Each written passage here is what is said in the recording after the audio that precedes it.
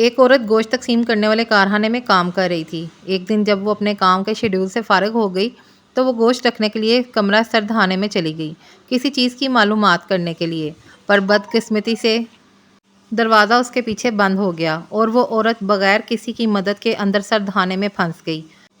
اس نے اپنے پورے زور سے چیخنا چلانا شروع کر دیا، مکمل زور لگا کر دروازہ پیٹا، لیکن اس کی آواز سننے والا وہاں کوئی نہ تھا۔ اس کی سانسیں رک رک کر آ رہی تھیں۔ کارخانے کے زیادہ تر ملازم چھٹی ہونے کے بعد اپنے اپنے گھروں کو جا چکے تھے اور سردخانے کے باہر اس کی آواز سننا ناممکن تھا۔ 5 گھنٹے بعد جب وہ اپنی موت کے بالکل قریب تھی اور آخری سانسیں لے رہی تھی تو اس وقت کارخانے کا سیکورٹی گارڈ اچانک آیا اور دروازہ کھول کر معجزاتی طور پر اس عورت کی جان بچا لی۔ بعد میں اس عورت نے سیکورٹی گارڈ سے پوچھا کہ آپ نے کس طرح سردخانے کا دروازہ کھولا؟ آپ کو کیسے پتہ چلا کہ میں وہاں ہوں؟ کیونکہ یہ آپ کی ذمہ داریوں میں شامل نہیں تھا۔ تو اس سیکورٹی گارڈ نے کہا کہ میں اس کارخانے میں پچھلے 35 سالوں سے کام کر رہا ہوں۔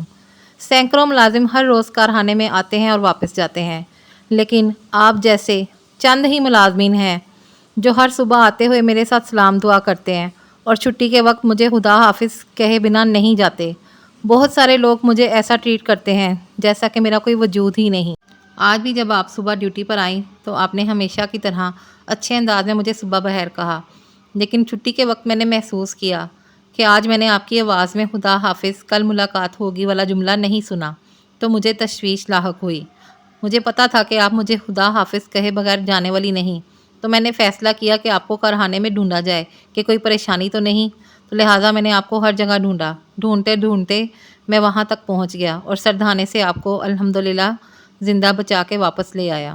تو اس کہانی سے ہم سب کو یہ سبق ملتا ہے کہ ہر کسی کی عزت کیجیے، ہر کسی سے ہمدردانہ رویہ رکھیں، اپنے ارد گرد ہر کسی کو محسوس کیجیے اور ان کو یہ احساس دلائیے کہ ان کی آپ کی زندگی میں کیا اہمیت ہے۔ ہر کسی سے محبت کیجیے اور ایک بہتر اور پرامن معاشرے کی بنیاد رکھیے۔ اللہ ہم سب کو اپنی امان میں رکھے، آمین۔